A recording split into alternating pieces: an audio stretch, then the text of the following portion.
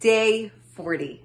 Today, let's talk about what constitutes work. What is considered work on Shabbos? And there is so much misunderstanding and misconception around this topic. Because seriously, is it work to chew gum in the street?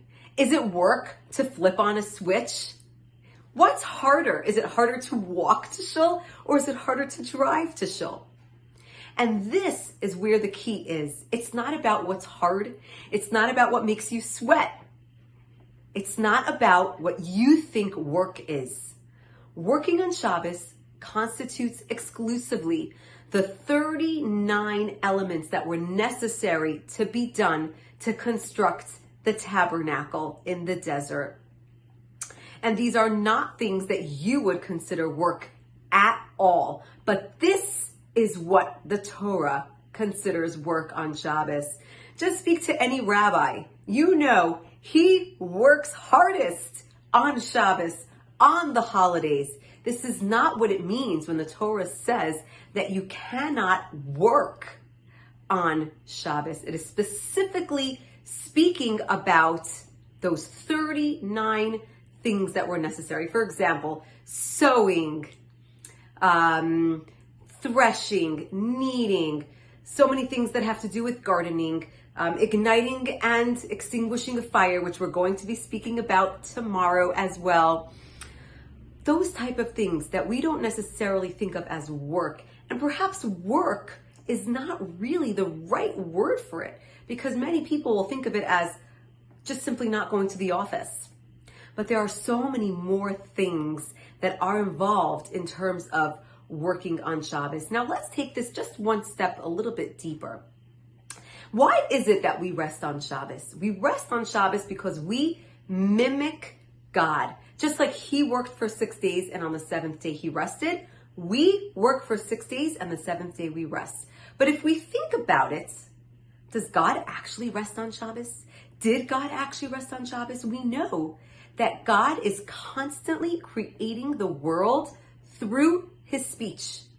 Every single moment he is creating the world again from scratch. Now, if he were to stop speaking for one moment, if he were to stop uttering those words, the world would cease to exist. So how can we say that Hashem actually rests on Shabbos? How is that possible? If Hashem would rest, there would be no world.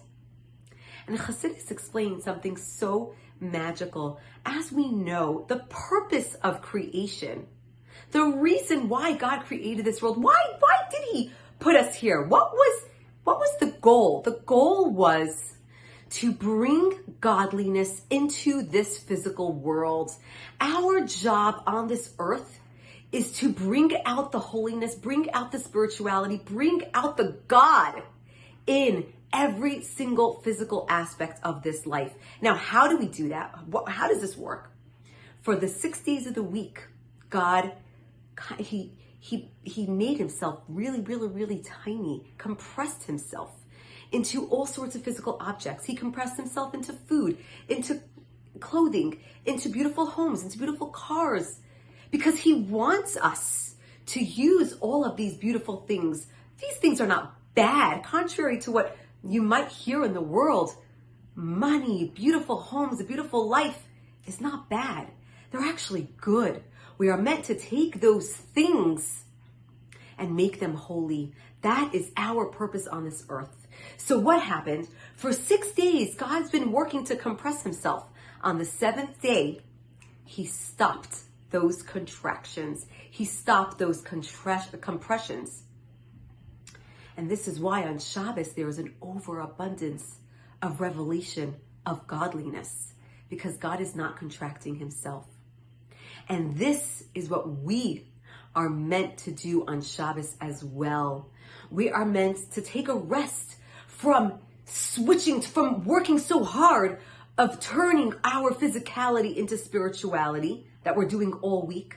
All week we're so busy turning this physical world into a spiritual one. And on Shabbos, we are meant to bask in the glow of the glory of the added revelation of Hashem. And we're meant to simply enjoy it, relax, and spend it with the people that we love in the most joyous possible way.